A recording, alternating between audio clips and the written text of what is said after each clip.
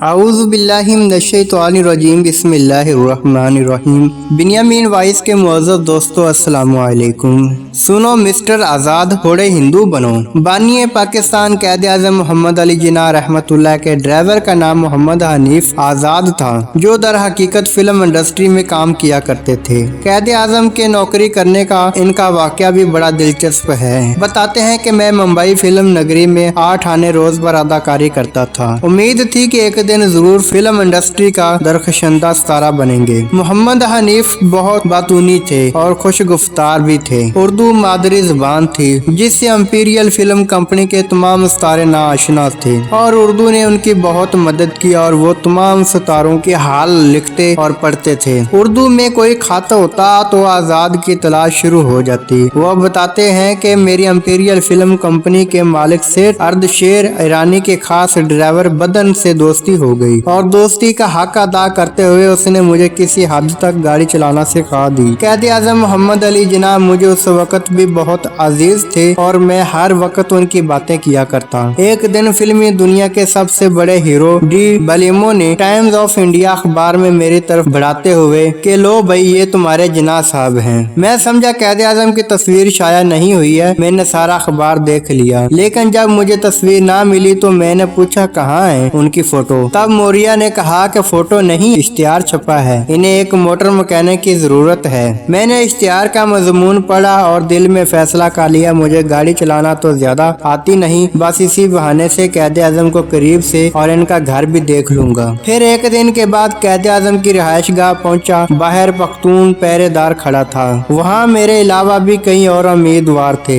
मैं भी उनमें शामिल हो गया। मेरा दिल सिर्फ इस ख्याल से जोर जोर से धड़क रहा था, बस अब चंद लम्हों में कैद आज़म का दीदार होने वाला है। कैद आज़म पोच में नमूदार हुए, सब अटेंशन हो गए। मैं एक तरफ सिमट गया। उनके साथ फातिमा जिन्ना और दूसरी तरफ मतलूब साहिब थे। जिन्ना साहब ने अपनी यक चश्मी ऐनक आंख पर जमाई और तमाम उम्मीदवारों को बड़े गौर से देखा। जब उनकी आंख का रुख मेरी तरफ हुआ तो मैं और ज्यादा सिमट गया। फौरन उनकी आवाज बुलंद हुई। मुझे सिर्फ इतना सुनाई दिया, यू। इतनी अंग्रेजी में जानता था जिसका मतलब था तुम, मगर वो मेरे साथ वाला चुनाचे मैंने धोखा दिया और कहा तुम्हें बुला रहे हैं। मेरे साथी ने लकनत भरे लहजे में पूछा, साहब मैं। कैद आज़म की आवाज फिर बुलंद हुई, नो तुम। उनकी तरफ पतली मगर फुलाद जैसी सख्त उंगली मेरी तरफ थी। मेरा तन बदन कांप उठा। जी जी मैं, यस। ये कैद आज़म के नारे बुलंद करने वाला हलक बिल्कुल सूख गया। मैं कुछ न कह सका, मगर जब उन्होंने अपना मोनोकल आंख से उतार कर ऑल राइट कहा, मैंने महसूस किया कि शायद मैंने कुछ कहा था जो उन्होंने सुन लिया था। ये वो मेरी कैफियत भांप गए थे और मुझे मजीद एज़ियत से बचाने के लिए उन्होंने ऑल राइट कह दिया था। पलटकर उन्होंने अपने सेक्रेटरी मतलूब हुसैन सैयद की तरफ देखा और उनसे कुछ कहा। मतलूब साहब ने मुझे पुकारा और कहा, साहब मैंने तुम्हें कल 10 बजे यहाँ बुलाया है। मैं मतलूब साहब से ये सवाल ना कर सका कि साहब ने मुझे क्यों बुलाया है। खैर मैं सिलेक्ट हो गया। वो बताते हैं कि एक रोज मेरी वालदा का खाता आया कि खर्चे के पैसे भेजो। उससे चंद रोज पहले ही मुझे कैद आज़म ने 200 रुपए इनाम में दिए थे। खैर मैंने इन्हें माँ के खत के बारे में बताया तो पूछने लगे कि वो 200 रुपए क्या हुए। जवाब दिया खर्च हो गए। कैद आज़म ये सुनकर बोले, वेल मिस्टर आज़ाद, थोड़ा हिंदू बनो। कहने का मतलब ये था कि हिंदू अपनी आदात व खसाइल के हवाले से बड़े कंजूस होते हैं। कैद आज़म ने भी अपने ड्राइवर को तलकीन की कि देखभाल के खर्च किया करो। नाज़रीन, ये थी आज की कहानी।